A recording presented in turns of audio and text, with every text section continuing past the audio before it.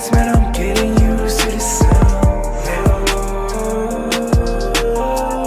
Working harder just to get myself around.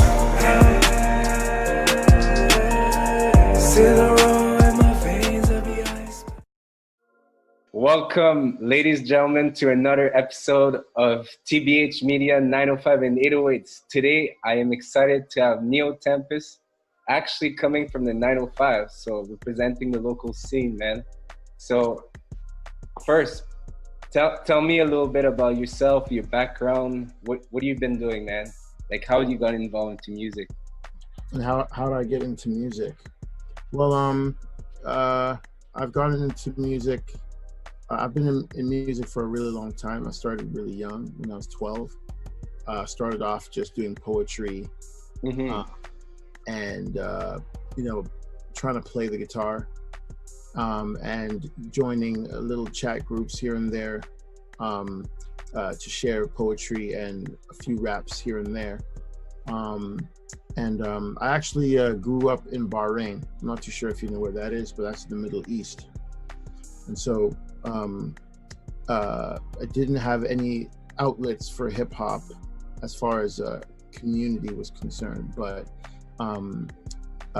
I did get my hands on hip hop, like Dr. Dre, Eminem, the West Coast, the East Coast, and whatnot. But how I got into music was through just writing poetry. I started writing poetry, and then I heard Eminem, the real Slim Shady, come out when I was a kid, and then I was like, whoa, what's this? And that was the first time I ever heard hip hop. And then the rest is history. From Eminem, I went into Dr. Dre, Snoop Dogg, Exhibit, and everybody who was affiliated with Aftermath. I got into LL Cool J, Nas, and all of those guys on the East Coast as well. So that's basically how I got my start in music. And when I came to Canada in 2001, I was still doing music, and I would be doing like little tapes here and there. I had this like tape recorder, those tape players that have the record button on it. Ooh, damn. So I would take a tape player and literally play music off of my laptop and record the music live and have to record the entire song in one take, right? Wow. And so that's how I started, basically. As far as my ethnic background, I'm from Ghana, West Africa. Yeah. Wow, man, that's dope. So you're really heavy into the old school scene then. So yeah. I guess that's where your bars are coming from then, like the poetry and like the old school form of rap where it's more poetic, right? Right. I mean, I've been influenced by a lot of, I guess you would say old school, Eminem, Dr. Dre, and then those were the two main influences. And then you have Big Sean and Kanye West, being more so the new school influences. And then my biggest influence and respect would be for Drake. And so, from Dr. Dre all the way to Drake and everyone else in between, especially Lil Wayne as well. Yeah, okay. So, that's cool, man. So you got a little bit of versatile. You like both like genres and both like decades pretty much. Yes. That's good. Yeah. And so in terms of your work, what kind of direction are you more into, like the hip hop, like trap world, or you're trying to go more into, the more like the conscious rap, like more upbeat vibe? I know you can mix both, but yeah, what kind of genre you're like looking to pursue like further on? It's funny you asked that, because I've been actually working on a new sound, and it's a little bit of both. I want to infuse both, Mm-hmm. just because as far as hip hop is concerned, and the many different types of hip hop that we have under that umbrella, you know, conscious, political, trap, club, Bay Area, East Coast, West Coast, all of that, every single aspect of hip hop influences me. And so I'm trying to put everything together. So you will hear a little bit of trap, and the trap bars would come from a conscious place. That makes sense. Okay. The sounds would be a mixture of trap mixed with boom bap, mixed with alternative electronic synthesizers and really cool sounds. Like think of it this way: 808 and Heartbreak meets Astro World. Okay. yeah. All right. That's dope, man. That's what I've been working on, actually. And oh, that's cool, man. And I saw as well that you've been working a lot about mixing on your side with different people, correct? Right. So the way that came about was this. I started off as a rapper. And then obviously I needed to get beats. And so started making my own beats. And then my stuff would sound like trash. And so I started, you know, learning the engineering aspect. And the way that happened was my parents were like, okay, listen, you know, we love that you're doing this music stuff. Been doing it ever since you were a child. So it's not surprising that you want to pursue this. However, our dear son, you need to pick a profession that's going to make you money. And so I'm like, nah, I'm not trying to do that. So I said, okay, well, why don't I go to music school and learn how to do music for myself? And so if, you know, nothing happens for me, and if I don't blow up or I can't make a career out of it, at least then I would have a certificate in audio production and sound engineering where I can use that to still be within the music and make a career off of that. And so that's how I got into it. And so I've been working with a whole ton of artists, R&B artists primarily, in Toronto. And that's how I got into doing that. And for a couple of years, I kind of got, how would I say, caught up in it. And so the music took a back burner, and it was more so producing and engineering for artists, which I don't really do. I absolutely love working with artists. Yeah, it's dope. And then you get a little bit of their flavor, like you guys learn together, like other stuff. Like you might come up with someone who knows a little bit about mixing, and then you're like, oh shit, I never like tried that, or you know. Exactly. It adds to my skill set, which then I can add to my music as well. You're absolutely right. I've met a lot of artists where their music is just absolutely amazing, and like it's like almost like an honor to be working with them. And you know, as a producer and an engineer, because I'm also an artist, it's a very collaborative thing, right? And I think all those three things are honed when I'm working with another artist, being the producer, engineer, and having a rap background. I can help with bars and rewording lines and helping word proper concepts and ideas that they're trying to do, all to facilitate helping them create their own art, you know what I'm saying? And so that gives me more experience to add into my own music. That's dope. And you're also like one of the few good engineers that are there to help out the artist. You're not just like the guy that just plays, puts play and then pause and then run it again, man. Like you actually give feedback, right? Right. And Right. You help them out, right? That's So dope. who told you that? How do you know that? Man, I just have a general vibe of like that's like the thing you want to do. Like just by speaking to you like right now, like you seem like you have that genuine like passion. You actually want to help like someone Right. like get in there and do his best work, right? So exactly. So my philosophy is, you know, I don't want them coming in and leaving the session or leaving the finale of the project or the song feeling as if they didn't do their best or could have done better. I want them to feel like they've done everything they could have, and they're happy with the end result. And so I push them. It's almost like I'm coaching. I'm like, no, do it again, do it again. I'm also a perfectionist as well. So I'll tell them, do it again, do it again, do it again, do it again. And we will literally go over every single syllable and word. And sometimes I'll even have to get into psychology.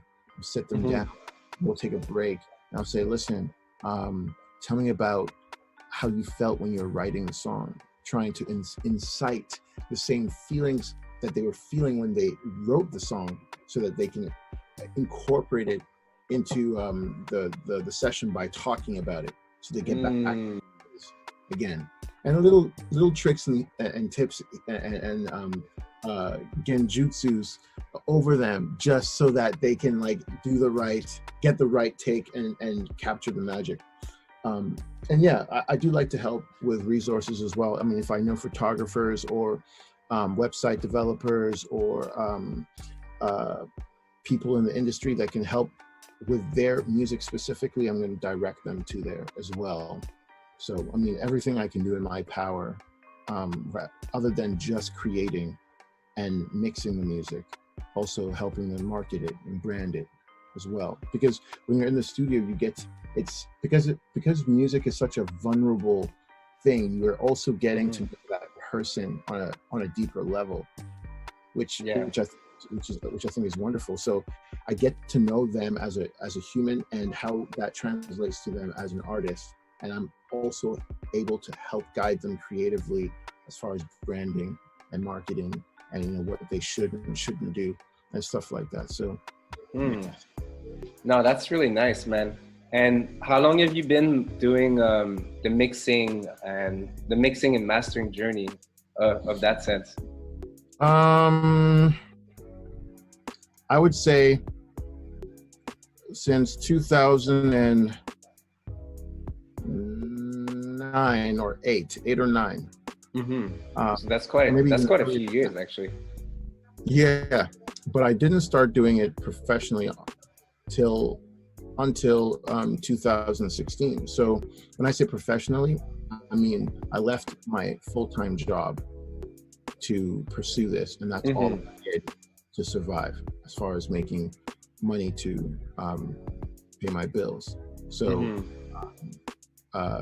I started in 2016 professionally, but I went to school and graduated and everything, and started in 2005. I started in 2005 and then went to school and graduated in 2012, but I've been mixing for artists since 2005.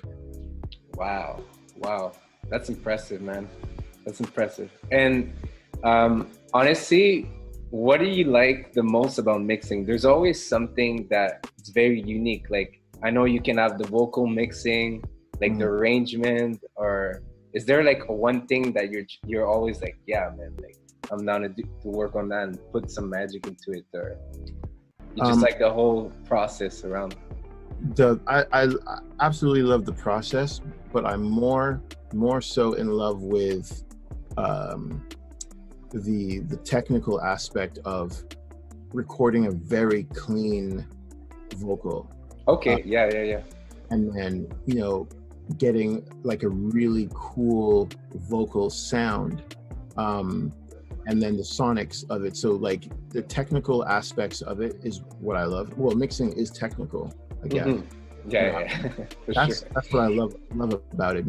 Being able to take that song to a whole new level, and then A/Bing it, and then sitting back and being like, yeah, I'm the shit, definitely awesome, so fired. Yeah, that's basically what I like. What I like about mixing. Yeah.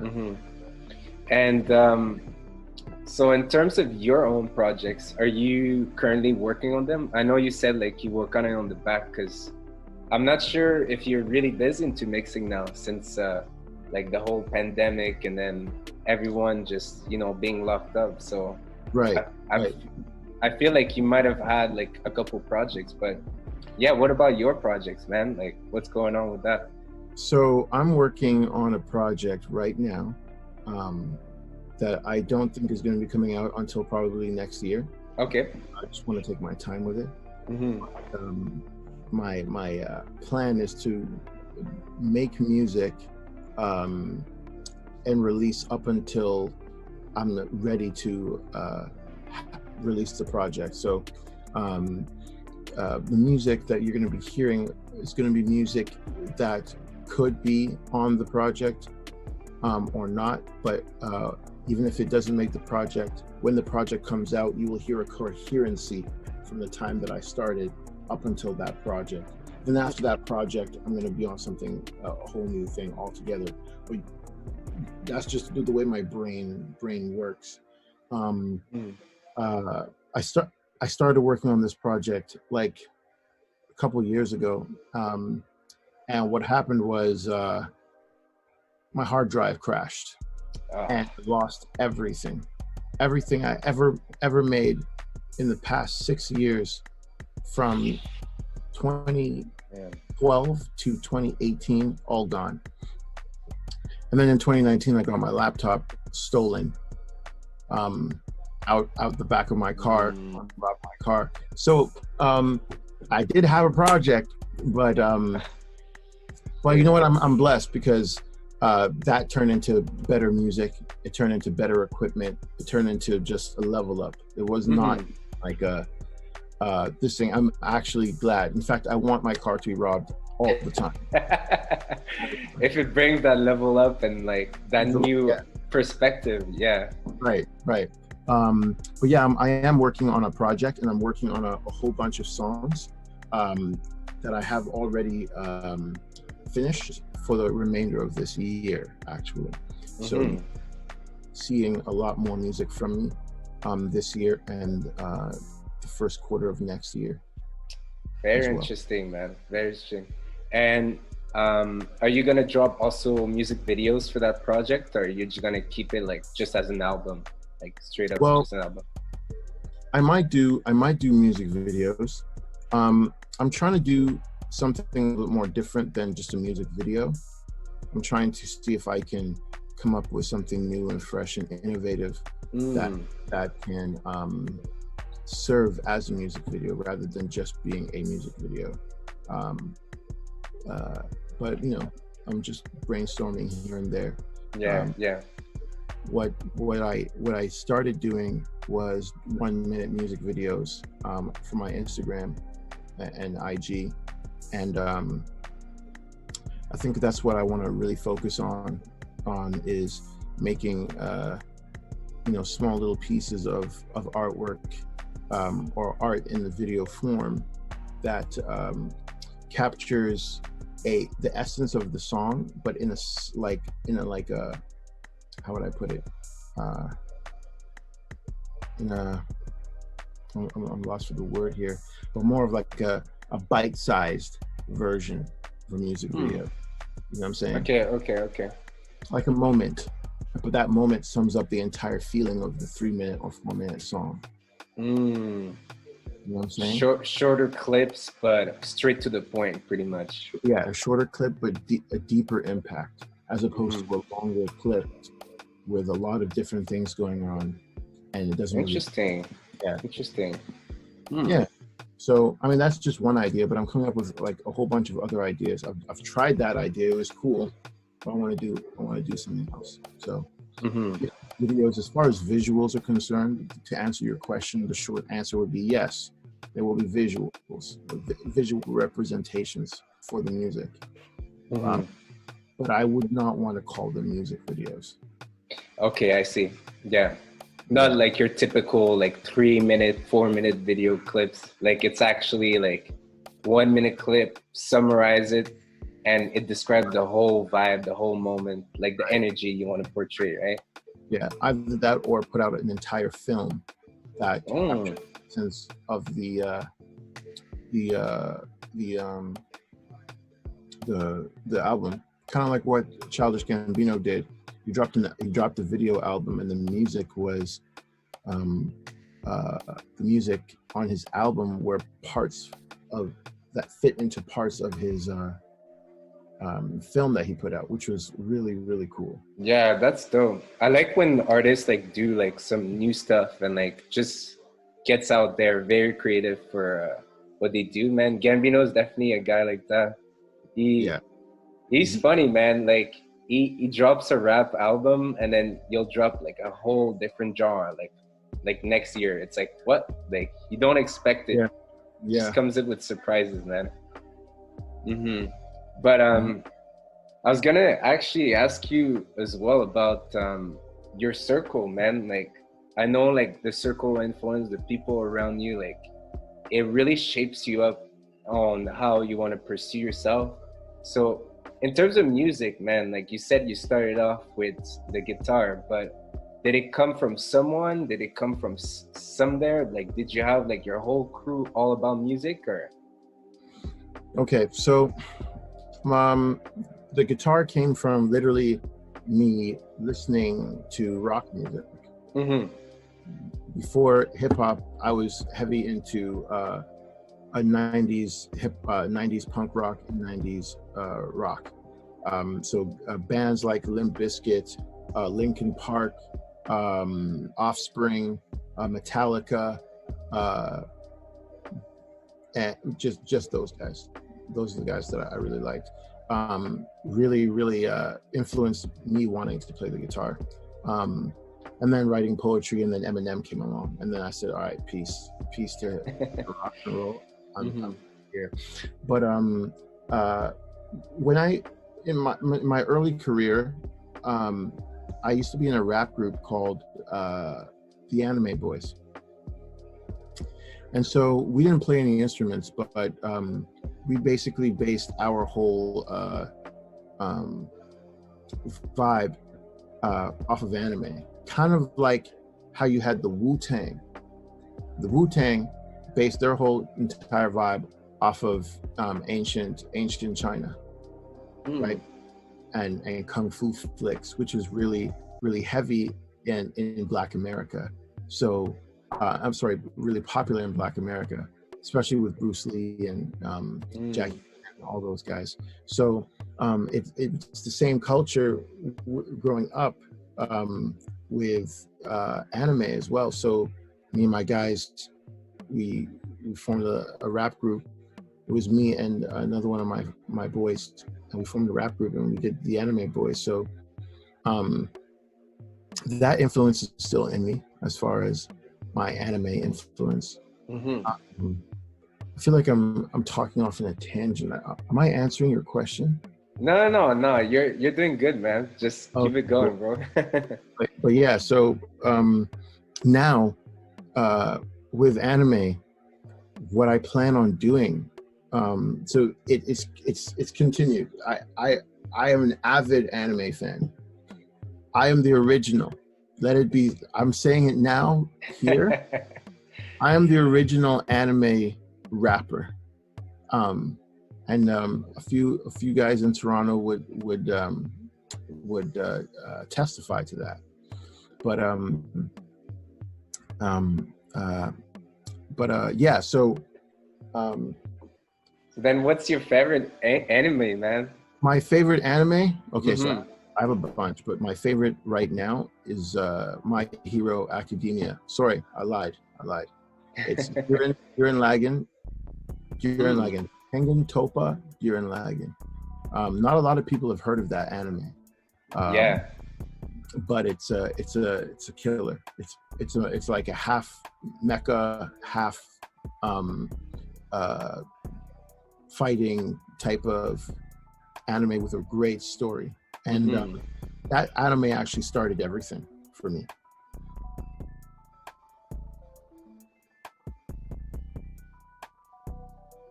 Oh, I lost you. Oh yeah, I lost you for a little bit. Yeah, that's my bad. No worries, no worries. Playing with the laptop here,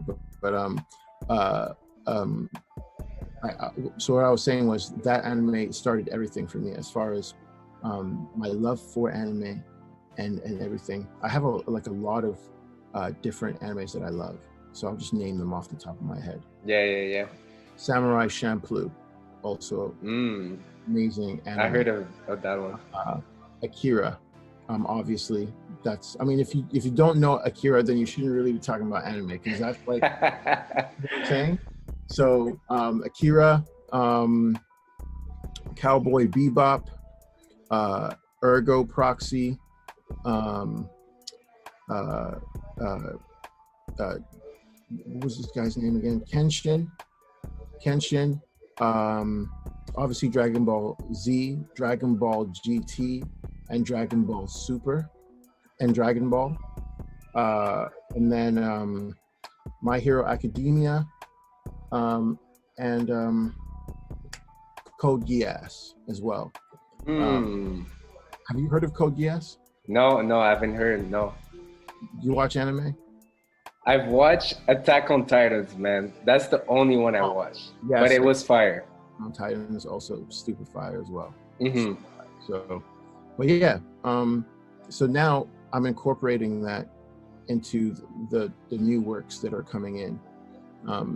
But it's not going to be so blatant. There's going to be hints of it in probably the cinematography, and perhaps maybe even the artwork layout and stuff like that, but not so blatant like a picture of me in anime. Yeah. Those who know anime will know like, okay, this guy is definitely pulling from anime influences. If you have the eye, you will see it. Yeah, that's interesting, man. And I was thinking too, man, because there's not a lot of music videos or video clips in general where it's anime based, you know? And right. I feel like there's a lot of artists who absolutely love it in this game, but they don't really use that passion and bring it to visual. And I think that would be really cool for a music video idea or like a video clip idea. Right. Like if you know someone who knows how to do it, wow, like it would be pretty sick. Depending on the song. Yeah, depending on the song. And it's a fine line to cross, because you don't want to come off corny as well. I mean, there are some music videos like you can do it like the Gorillas. The Gorillas, like they are a cartoon. Like I don't think I've ever seen them in real life other than their cartoon form. So the Gorillas is an excellent this thing. Daft Punk also did an anime as well for one of their music videos, and then you have hip hop influence in an anime. So RZA scoring Afro Samurai as well. He did a masterful job, by the way. And then Samurai Champloo, basically having a hip hop soundtrack for the entire series. Everything was hip hop influenced. Even when they were switched to a different episode or go back to a flashback, you'd hear the vinyl scratch for a rewind and stuff like that. That embodied the entire thing. So like hip hop and anime are synonymous. They're heavily influenced, and that's because Japanese people, or the Japanese culture, absolutely loves hip hop, and hip hop vice versa. I mean, you can go to Japan and find hip hop records that nobody else has. You know, there are specific recordings that have been made with extra songs that were only released in Japan. Yeah, I was telling a friend, if the world were to end, right, and we had to restart again, where we would go to get all the entire collection of hip hop from the day it started till the last day it ended would be Japan, not America, because they would have everything. So yeah, I'm going off on a tangent again. That's my bad. No, man, this is interesting. I never knew about that, man. So yeah. So, but to answer your question, yes, it is tricky. But there have been a few people who have done it, and the way I want to do it would be to